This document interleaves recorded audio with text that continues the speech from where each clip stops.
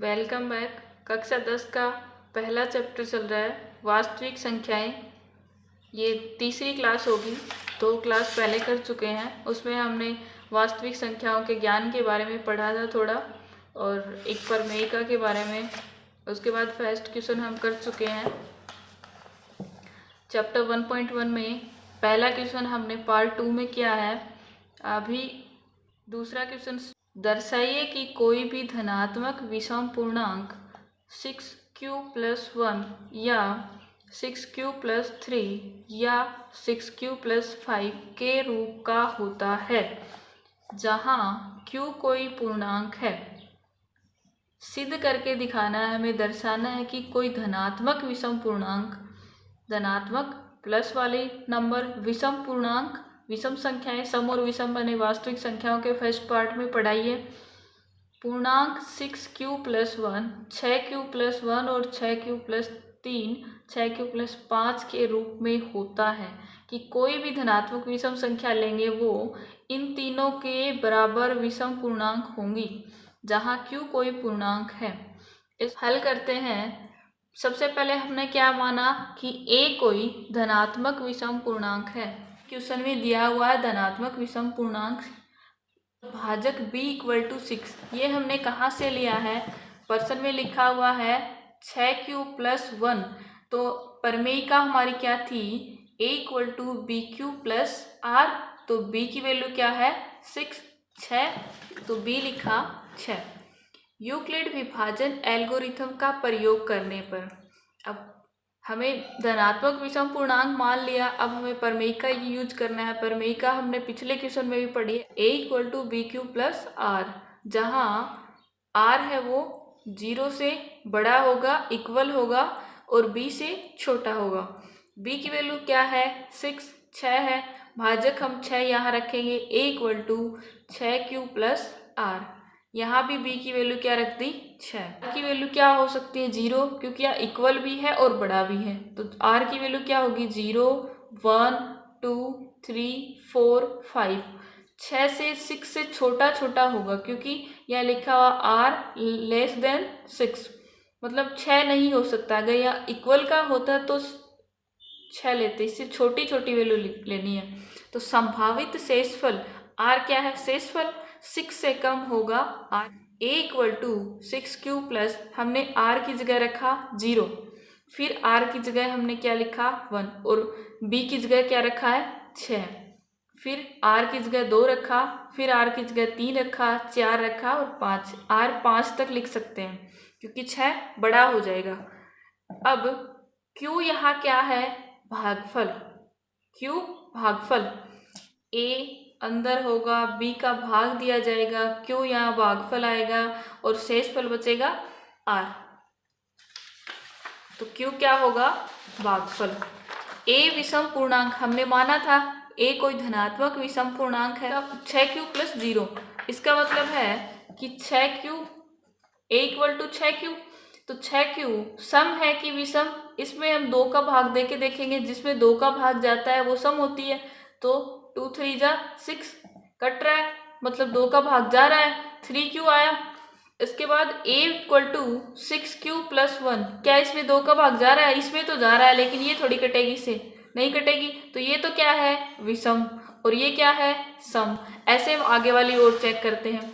6q + 2, इसमें 2 का भाग देके देखेंगे तो 2 से ये कट जाएगा 3, और 2 से ये कट जाएगा, मतलब इसमें भी 2 का भाग जा रहा है। तो ये क्या हो गई? सम हो जाएगा। इसमें 2 का डिवाइड नहीं होगा, तो ये क्या हो जाएगी? विषम। इसमें 4 है तो सम वैल्यू है, और ये विषम। तो हमें सम वाली तो लेनी नहीं है। इसमें सम कौन कौन सी होगी? 6q, 6q + 2, 6q + 4 सम पूर्णांक है, क्योंकि ये 2 से विभाज्य हैं। फिर है 6q + 1, 6q + 3 और 6q + 5। इसमें विषम पूर्णांक है ये तीनों। तो ये विषम पूर्णांक है, तो हमें दर्शाना क्या था? यही कि ये विषम पूर्णांक है। तो कोई भी धनात्मक विषम पूर्णांक होगा। ये तीनों क्या है? धनात्मक विषम पूर्णांक। यही हमें दर्शाना था। साथ साथ अपनी कॉपी में नोट्स बनाते रहना।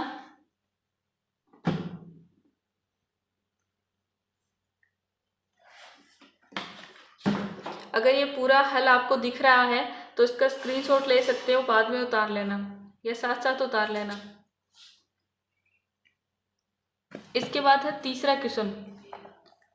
किसी परेड में 616 सदस्यों वाली एक सेना आर्मी की टुकड़ी को 32 सदस्यों वाले एक आर्मी के पीछे मार्च करना है। दोनों समूह को समान संख्या वाले स्तंभों में मार्च करना है। उन स्तंभों की अधिकतम संख्या क्या है? क्या पूछा है? अधिकतम संख्या जिसमें वे मार्च कर सके। मार्च का मतलब दिया क्या है हमें? 616 सदस्य वाली एक सेना आर्मी की टुकड़ी और 32 सदस्यों वाली एक आर्मी बैंड के पीछे मार्च करना है। दो सदस्यों की संख्या दी हुई हमें 616 और 32। पूछा क्या है? स्तंभों की अधिकतम संख्या। अधिकतम का नाम आ गया तो हमें क्या सोल्व करना है? HCF। HCF का मतलब हाईएस्ट कॉमन फैक्टर। तीसरा हल करते हैं। सेना के दो समूह वाले बैंड की कुल संख्या हमें कितनी दे रखी है? 616 और 32 है। ये क्वेश्चन में दिया हुआ है। हमें स्तंभों की अधिकतम संख्या ज्ञात करनी है। अधिकतम संख्या के लिए HCF निकालते हैं। HCF का मतलब हाईएस्ट कॉमन फैक्टर। अधिकतम आ गया तो HCF ज्ञात करना, ये हमेशा याद रखना। दो वैल्यू दी हुई 616 और 32। इनमें हम HCF निकालने के लिए पहला क्वेश्चन किया था 1.1 का, यूक्लिड प्रमेयिका का यूज किया था, वही सेम करना है। अब दोनों में से ग्रेटर कौन सा है, बड़ा कौन सा है, उसकी तरफ ग्रेटर देन लगाएंगे। 616 बड़ा है 32 से, तो यूक्लिड प्रमेयिका का इस पर यूज करेंगे। यूक्लिड प्रमेयिका का यूज करने के लिए हम क्या करके देखते हैं? भाग। तो हम भाग साइड में करके देखते हैं। 616 में 32 का भाग दिया तो एक बार गया तो 32, 29 बच गया, 6 उतारा और 9 बार गया, यहाँ शेषफल बचेगा 8। हम इसको A = BQ + R के रूप में उतारेंगे। यूक्लिड प्रमेयिका का फॉर्मूला क्या होता है? A = BQ + R। इसी रूप में हम लिखते हैं। तो A क्या है यहाँ? 616 बड़ा वाला, 32 B छोटा वाला, और Q क्या आया हमारे पास? भागफल 19, और R क्या लिखेंगे? शेषफल 8। यहाँ शेषफल 0 नहीं हुआ। यूक्लिड प्रमेयिका का पता है कि जब तक 0 नहीं होता तब तक सोल्व करना है। शेषफल 0 लेके यहाँ आना है। यहाँ 0 नहीं है तो शेषफल 0 नहीं है, लिखा हमने। फिर वापस से प्रमेयिका किस किस पर लागू करेंगे? 32 और 8 पर। 32 और 8 पर यूक्लिड विभाजन प्रमेयिका का यूज करने पर, ये हमने 1.1 में पहला क्वेश्चन किया है HCF निकालने वाला, सेम वही तरीका है। 32 और 8 पे यूज करेंगे तो हम 32 में 8 का भाग देंगे, 8 चौको 32, 0 शेषफल बचा है। ये हम यूक्लिड फॉर्म में लिख देते हैं। 32 = 8, A = BQ + R। A 32 है, B 8 है, और गुणा Q 4 है, जो भागफल आया वही, प्लस शेषफल क्या बचा? 0। तो यहाँ हमें 0 शेषफल प्राप्त होता है, इसीलिए हमारा HCF क्या होगा? यहाँ का भाजक B वाला। तो भाजक क्या आया है? 8। तो HCF क्या आ गया? 616 और 32 का HCF 8 है। मार्च करने के लिए हमें अधिकतम स्तंभों की संख्या पूछी गई थी, वो कितनी आ गई? 8। ये हमारा आंसर आ गया। नेक्स्ट क्वेश्चन है 4 का। यूक्लिड विभाजन प्रमेयिका का प्रयोग करके दर्शाइए कि किसी धनात्मक पूर्णांक का वर्ग। इसमें क्या करना है? यूक्लिड प्रमेयिका का प्रयोग करके हमें प्रदर्शित करना है, दर्शाना है कि किसी धनात्मक पूर्णांक का वर्ग। जो 2 नंबर का क्वेश्चन किया था उसमें तो सिंगल था, और यहाँ इसमें क्या किया करना है? पूर्णांकों का वर्ग किसी पूर्णांक m के लिए 3m या 3m+ के रूप में होता है, हमें ये दर्शाना है। संकेत के रूप में नीचे क्या दिया गया है ये पढ़ना। यह मान लीजिए x कोई धनात्मक पूर्णांक है, x कोई धनात्मक पूर्णांक है, तब यह 3q 3q+1 और 3q+2 के रूप में लिखा जा सकता है। इसमें से प्रत्येक का वर्ग कीजिए। ये तीनों हमें दे दिया और इनका प्रत्येक का वर्ग करना है। दर्शाना है कि इन वर्गों का 3m या 3m के रूप में लिखा जा सकता है। एक बार वापस पढ़ लीजिए, अगर क्वेश्चन समझ में नहीं आया तो आ जाएगा। माना A कोई धनात्मक पूर्णांक है, दिया हुआ है, धनात्मक पूर्णांक लेना है। B हमें लिखना है भाजक। भाजक क्या है? 3 मैंने कहाँ से लिखा? इसमें लिखा है 3q plus 3q plus 1 3q plus 2 3q है ना, तो ये 3 क्या है, b। भाजक, यूक्लिड विभाजन का प्रमेयिका का यूज करते हैं, तो यूक्लिड विभाजन प्रमेयिका क्या है, a equal to b q plus r, जहाँ r है वो 0 से ग्रेटर देन इक्वल है और b से छोटा है, और b की वैल्यू क्या है 3। 3 यहाँ b की जगह रख दिया, अब यहाँ भी b की जगह 3 रखा है। अब 3 r क्या है, 3 से छोटा है, तो r यहाँ क्या, शेषफल, संभावित शेषफल 3 से कम होगा, 3 से कम ही होगा। कम होगा तो कौन कौन सी वैल्यू हो सकती है 3 से कम, 0 के इक्वल भी है यार, तो r इक्वल टू 0 और 1 और 2, 3 के इक्वल नहीं हो सकता क्योंकि सिर्फ लेस देन लिखा है, तो 3 से कम मतलब 0 1 2। जब हमने r इक्वल टू 0 रखा, अब हम किस में रखेंगे, यूक्लिड फॉर्म में ये वैल्यू रखनी है बस, और कुछ नहीं करना, बहुत आसान है। r इक्वल टू 0 रख दिया, 0 किस में रखा, यूक्लिड विभाजन वाली form, a equal to b q plus r, ये फॉर्म थी। इसमें हमने लिखा a इक्वल टू बी की जगह तो 3 और r की जगह 0, तो ये क्या बन गया, a इक्वल टू 3q। अब क्वेश्चन में कहा गया है धनात्मक पूर्णांक का वर्ग, मतलब कि हमें वर्ग करना है, वर्ग इक्वल होना चाहिए, तो दोनों तरफ इनका क्या कर देंगे, वर्ग। वर्ग का मतलब स्क्वायर, दोनों तरफ स्क्वायर किया तो a की स्क्वायर इक्वल टू, स्क्वायर खोलते हैं तो 3q को इसी नंबर से वापस मल्टीप्लाई करना है, दोनों को मल्टीप्लाई किया तो 9q स्क्वायर ना। क्वेश्चन में पूछा गया है कि 3m, हमें क्या प्राप्त करना है 3m स्क्वायर इक्वल टू, यहाँ हमें 3m लेना है और यहाँ है 9q स्क्वायर, इसको 3m बनाएंगे तो 9 में से हम इसको ऐसे लिख सकते हैं 3 इंटू 3q स्क्वायर, 3 कॉमन ले लिया क्योंकि हमें 3m बनाना है, और जो ब्रैकेट वाला है इसको हमने m मान लिया कि ये m है, यहाँ लिख लिया 3, ये हमने कॉमन लिया था 9q स्क्वायर में से, तो अंदर 3q स्क्वायर बचा, इसको हम साइड में लिख देंगे, माना यह m है तो इसकी जगह लिख दिया m। तो फर्स्ट वाला तो सोल्व हो गया, पूछा ये था ना a की square plus equal to 3m, एक इक्वेशन से तो ये आ गया। इसके बाद 3m प्लस 1 और लेके आना है, r इक्वल टू 0 लिख लिया, r इक्वल टू 1 रखेंगे, अब r इक्वल टू 1 रखा, a equal to 3q plus 1 रखा, इसका स्क्वायर करेंगे, दोनों तरफ स्क्वायर किया, इसका स्क्वायर खोलेंगे, a प्लस बी का होल स्क्वायर का फॉर्मूला क्या होता है, सबको याद होगा, a प्लस बी का होल स्क्वायर, a की स्क्वायर प्लस b की स्क्वायर प्लस 2ab, ये फॉर्मूला लिखा है, a की स्क्वायर b की स्क्वायर 2ab, इनको स्क्वायर खोला 9q स्क्वायर प्लस 1 और उनको मल्टीप्लाई किया तो 6q। अब हमें यहाँ बनाना क्या है 3m प्लस 1, बुक में दिया हुआ है 3m, तो यहाँ बना लिया वापस 3m प्लस 1 बनाना है, तो इस लाइन में क्या है हमारे पास 1 तो है, अब बचे ये दो नंबर, इनमें से हमें 3 कॉमन लेना है, इसमें से 3 कॉमन लिया तो बचा 3q स्क्वायर प्लस 2q और प्लस में 1 है, इस बीच वाले को हमने जो कॉमन लिया था उसके बीच में जो बचा है इसको हमने मान लिया m, तो 3 और इसको हमने माना है m plus 1, r equal to 2 रखा तो a equal to 3q plus 2, दोनों तरफ इसका स्क्वायर किया, स्क्वायर खोलेंगे वही फॉर्मूला एक a प्लस बी का होल स्क्वायर से खुल गया, इसका स्क्वायर करते हैं तो ये आता है, और इसमें देखो 9q स्क्वायर प्लस 4 12q। अब हमें बनाना क्या है इस लाइन में से 3m प्लस 1, ये ध्यान रखना है, तो 1 इस लाइन में कहीं आया नहीं आया, तो हम क्या लिखेंगे 4 को हम 3 प्लस 1 लिख सकते हैं ना, तो 4 को लिखा 3 प्लस 1, बाकी वैल्यू सेम है, इसमें से हम 3 कॉमन ले लेंगे, इनमें से हम 3 कॉमन लिया तो बचा 3q square plus 4q plus 1 और ये 1 बाहर है, जो कॉमन लेने के बाद जो अंदर बचा है इसको हमने क्या मान लिया m, 3 इसको माना m प्लस 1, तो a स्क्वायर की वैल्यू 3m प्लस 1 भी हो गई, r की वैल्यू हमने 0 रखी, 1 रखा, r 2 रखा, तो तीनों में हमारा ये 3m प्लस 1 और 3m प्लस 1 सोल्व हो गया, मतलब स्क्वायर करने के बाद जो पूछा था वो हो गया। इसीलिए यह कहा जा सकता है कि किसी भी धनात्मक पूर्णांक का वर्ग 3m या 3m प्लस 1 के रूप का होता है। यह लाइन किससे कहाँ से लिखी है, बुक से, बुक में पूछा हुआ है ये।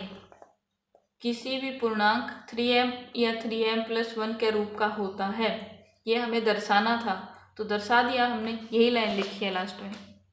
अगला क्वेश्चन है 5 का। इसमें अगर हमने 4 का आ गया तो हमें 5 का आराम से आ जाएगा। इसमें स्क्वायर था, इसमें क्यूब है, घन निकालना है। यूक्लिड विभाजन प्रमेयिका का प्रयोग करके दर्शाइए कि किसी धनात्मक पूर्णांक का घन 9m 9m+1 या 9m+8 के रूप का होता है। इसमें तो था 3m+3m+1 वाला, और इसमें 9m कर दिया, और वही धनात्मक पूर्णांक है, उसमें वर्ग था और इसमें घन दे दिया। घन में क्यूब करते हैं, वर्ग में स्क्वायर करते हैं। सबसे पहले क्या किया, माना कोई धनात्मक पूर्णांक a है, ये बुक में दिया हुआ, तो a को हमें धनात्मक पूर्णांक ही मानना है। b = हमने लिखा या 3 क्यों लिखा, बुक में या क्या लिखा है 9m, लेकिन 9m तक हम r की वैल्यू रखेंगे। एक बार सोच के देखो, की वैल्यू हम 9 रखेंगे तो r की वैल्यू कहाँ तक जाएगी, 8 तक 0 1 2 3 4 5 6 7 8 तक हम बार बार सोल्व करेंगे, और वैल्यू तो चाहिए हमें 3 बार ही। तो हम क्या करेंगे, इसको जितना बड़ा होता है ना उतना आसान करने के लिए, यहाँ जितनी बड़ी वैल्यू दे रखी है उसको आसान करने के लिए हम इसका करके देखते हैं गुणनखंड।